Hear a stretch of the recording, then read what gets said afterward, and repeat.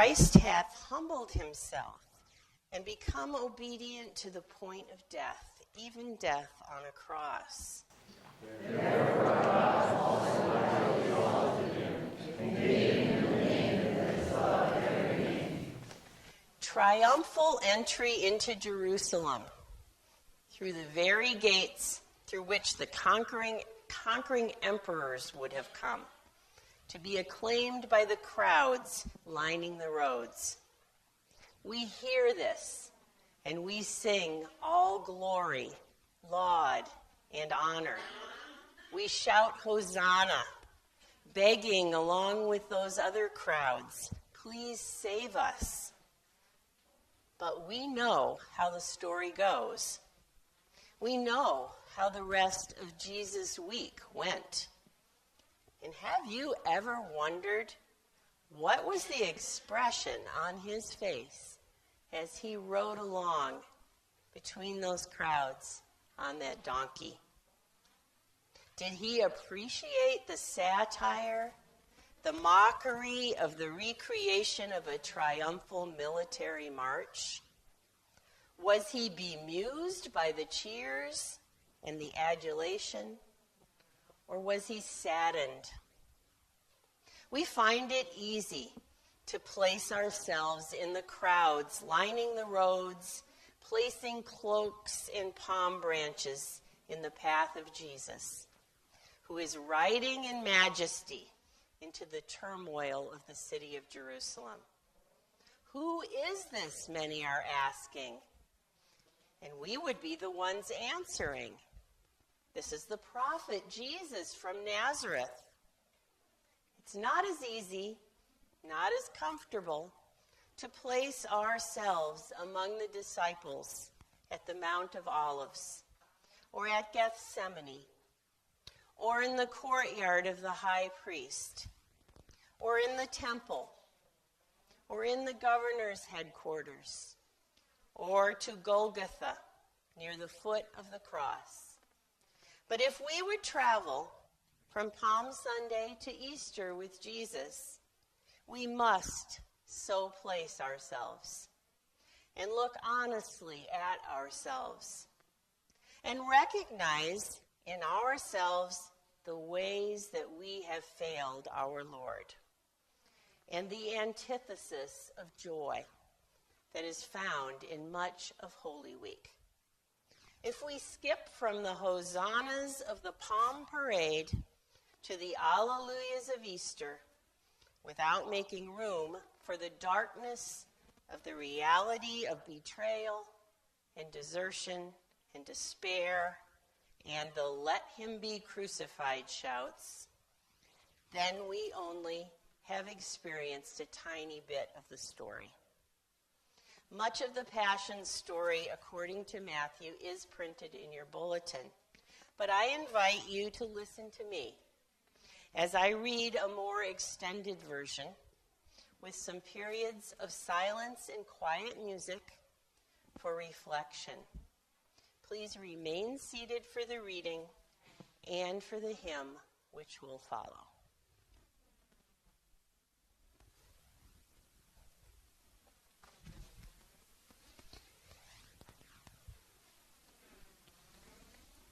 The Passion according to St. Matthew in the 26th and 27th chapters. Then one of the 12, who was called Judas Iscariot, went to the chief priests and said, "What will you give me if I betray him to you?" They paid him 30 pieces of silver. And from that moment, he began to look for an opportunity to betray him. On the first day of unleavened bread, the disciples came to Jesus, saying, "Where do you want us to make the preparations for you to eat the Passover?" He said, "Go into the city to a certain man and say to him, 'The teacher says, my time is near. I will keep the Passover at your house with my disciples.'" So the disciples did as Jesus had directed them, and they prepared the Passover meal. When it was evening, he took his place with the 12. And while they were eating, he said, "Truly I tell you, one of you will betray me." And they became greatly distressed and began to say to him one after the other, "Surely not I, Lord." He answered, "The one who has dipped his hand into the bowl with me will betray me. The Son of Man goes as it is written of him, but woe to that one by whom the Son of Man is betrayed. It would have been better for that one not to have been born." Judas, who betrayed him, said, "Surely not I, Rabbi." He replied, "You have said so."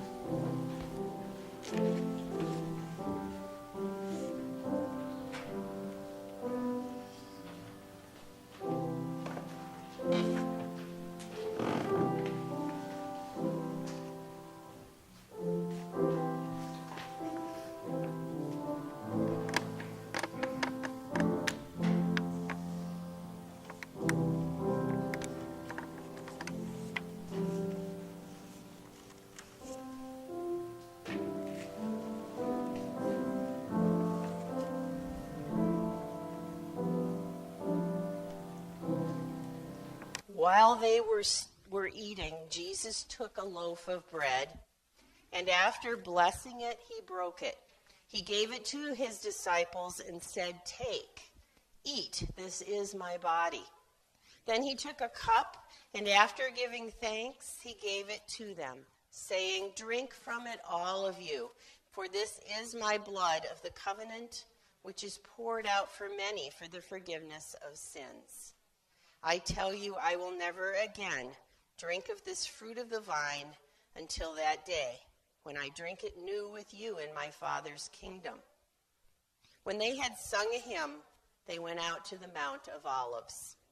Then Jesus said to them, "You will all become deserters because of me this night, for it is written, I will strike the shepherd, and the sheep of the flock will be scattered.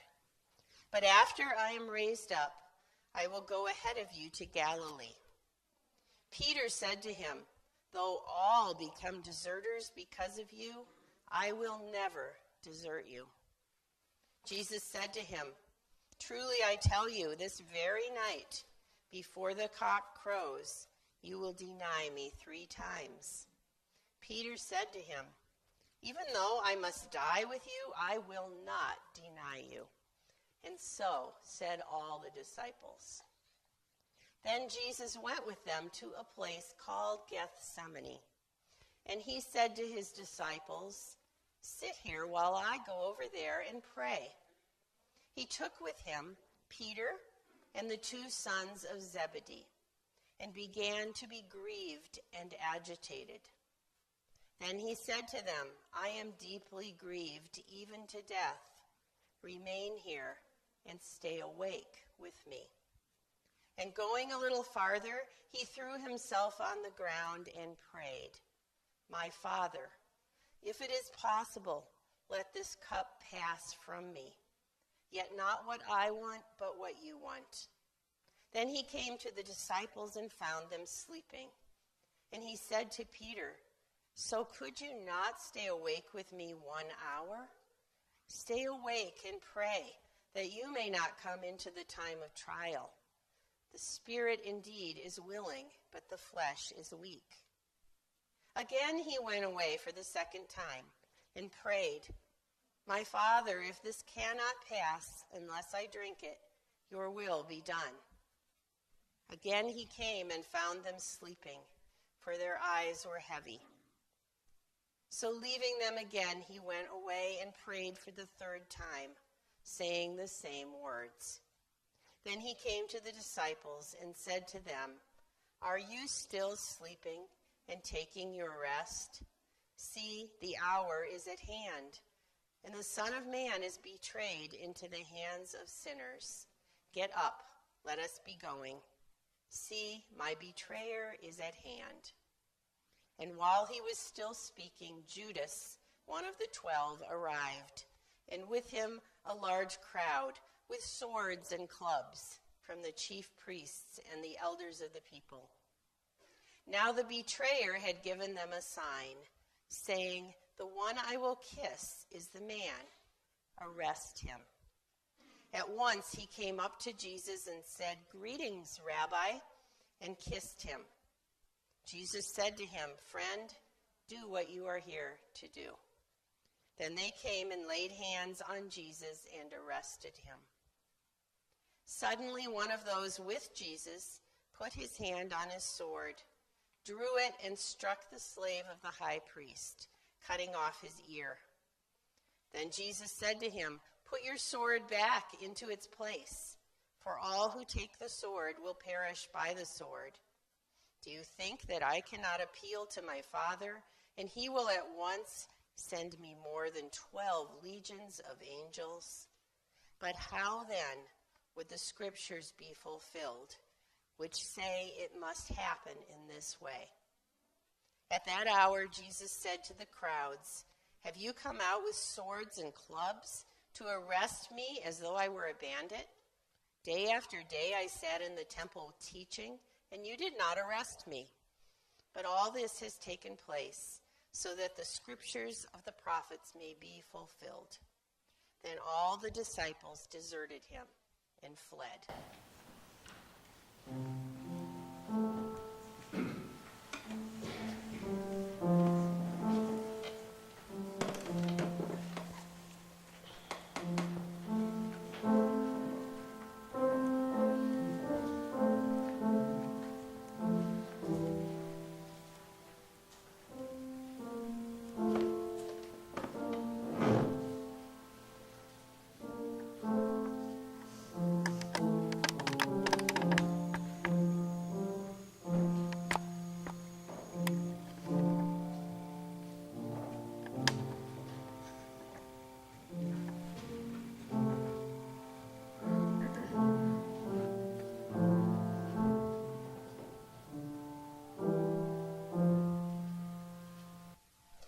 Those who had arrested Jesus took him to Caiaphas, the high priest, in whose house the scribes and the elders had gathered. But Peter was following him at a distance, as far as the courtyard of the high priest. And going inside, he sat with the guards in order to see how this would end. Now the chief priests and the whole council were looking for false testimony against Jesus, so that they might put him to death. But they found none, though many false witnesses came forward. At last, two came forward and said, "This fellow said, 'I am able to destroy the temple of God and to build it in 3 days.' The high priest stood up and said, 'Have you no answer? What is it that they testify against you?' But Jesus was silent. Then the high priest said to him, 'I put you under oath before the living God. Tell us if you are the Messiah, the Son of God.' Jesus said to him, 'You have said so. But I tell you, from now on, you will see the Son of Man seated at the right hand of power and coming on the clouds of heaven.' Then the high priest tore his clothes and said, 'He has blasphemed. Why do we still need witnesses? You have now heard his blasphemy. What is your verdict?' They answered, 'He deserves death.'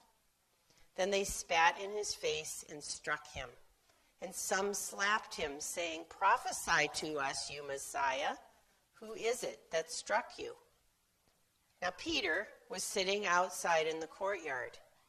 A servant girl came to him and said, 'You also were here with this Jesus the Galilean.' But he denied it before all of them, saying, 'I do not know what you are talking about.' When he went out to the porch, another servant girl saw him, and she said to the bystanders, 'This man was with Jesus of Nazareth.' Again he denied it with an oath. I do not know the man. After a little while, the bystanders came up and said to Peter, certainly you also are one of them, for your accent betrays you. Then he began to curse, and he swore an oath, I do not know the man. At that moment, the cock crowed. Then Peter remembered what Jesus had said, before the cock crows, you will deny me 3 times. And he went out and wept bitterly.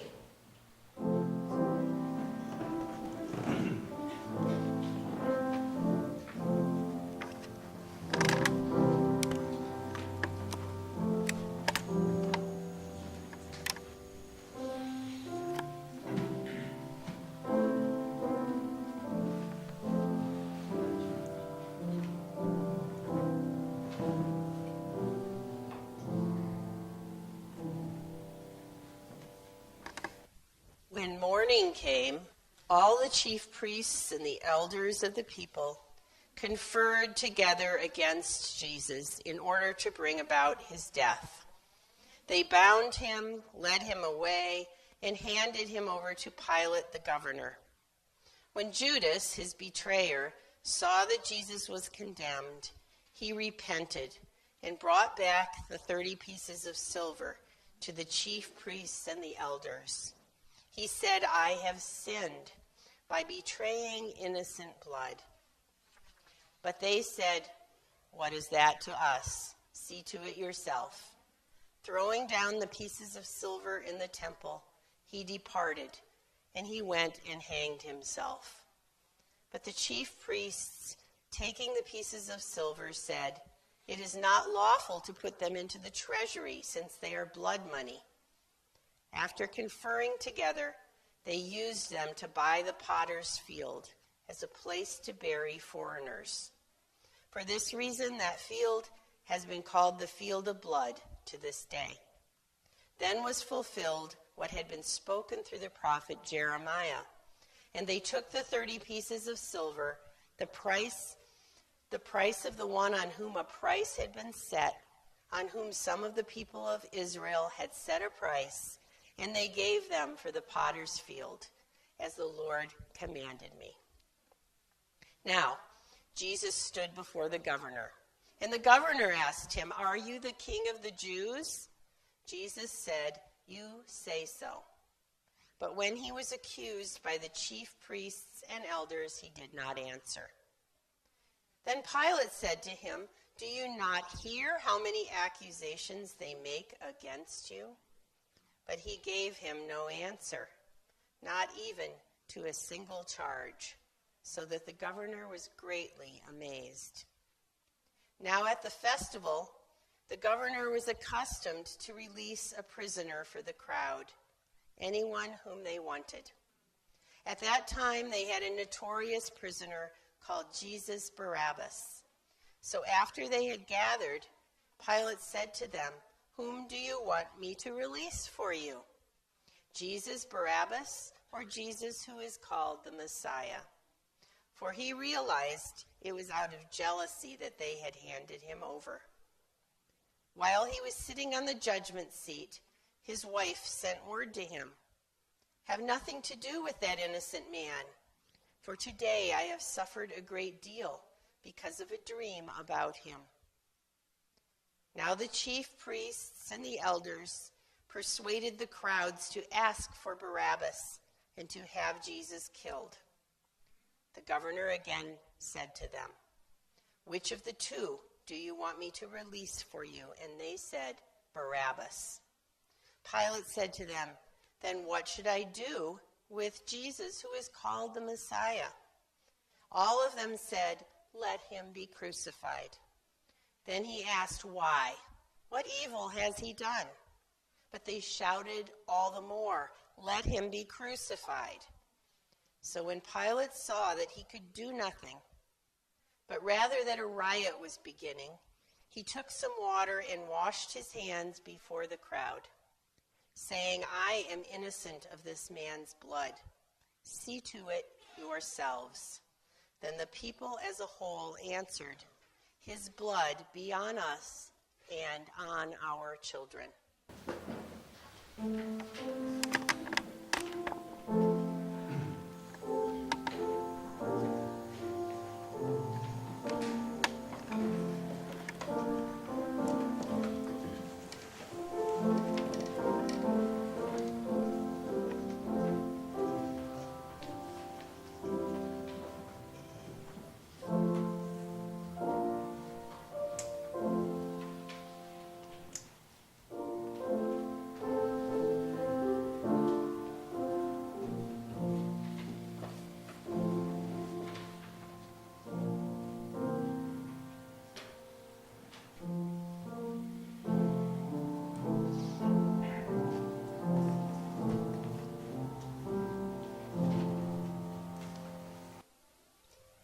So he released Barabbas for them.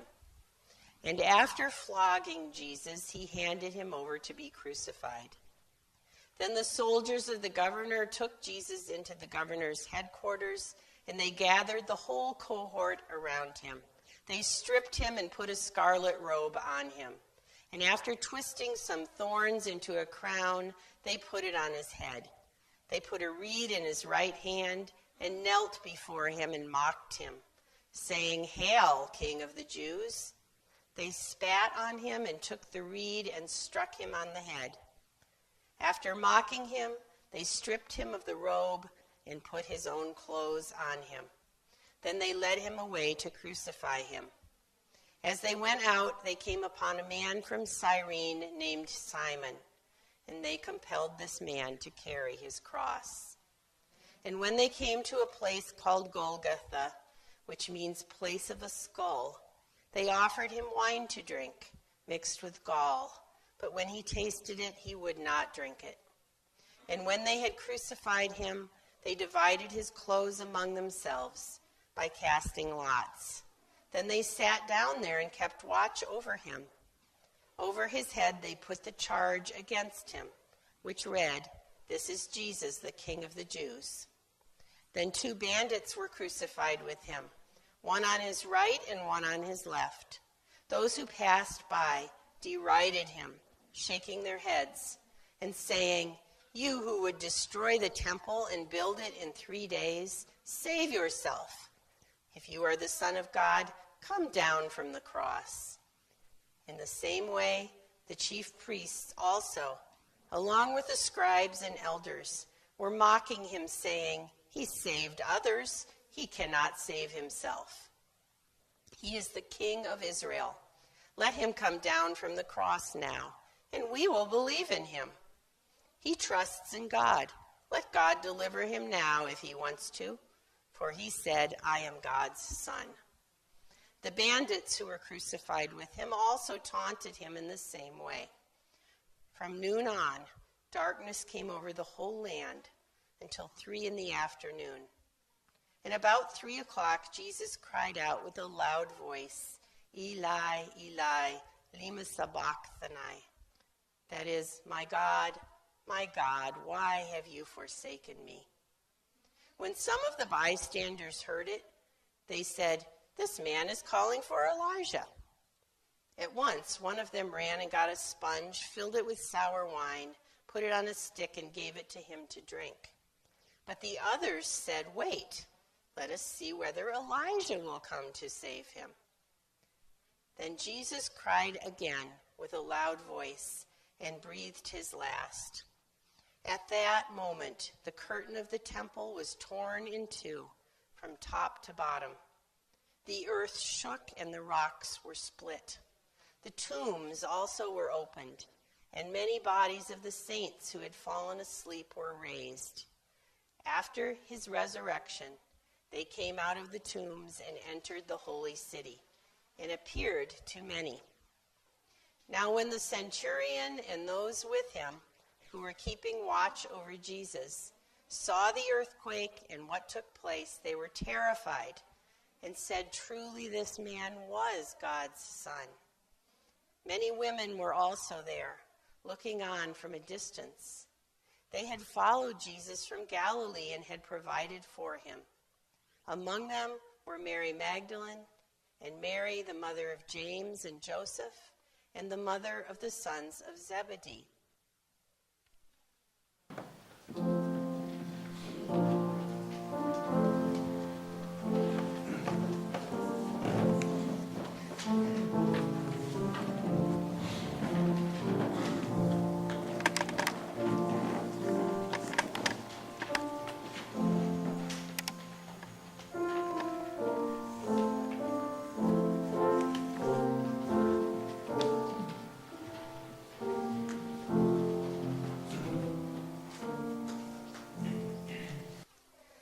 When it was evening, there came a rich man from Arimathea, named Joseph, who was also a disciple of Jesus.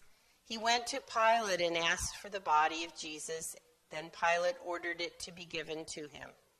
So Joseph took the body and wrapped it in a clean linen cloth and laid it in his own new tomb, which he had hewn in the rock. He then rolled a great stone to the door of the tomb and went away. Mary Magdalene and the other Mary were there, sitting opposite the tomb. The next day, that is, after the day of preparation, the chief priests and the Pharisees gathered before Pilate and said, "Sir, we remember what that impostor said while he was still alive. After 3 days I will rise again. Therefore, command the tomb to be made secure until the 3rd day. Otherwise, his disciples may go and steal him away and tell the people he has been raised from the dead. And the last deception could be worse than the first." Pilate said to them, "You have a guard of soldiers. Go, make it as secure as you can." And so they went with the guard and made the tomb secure by sealing the stone.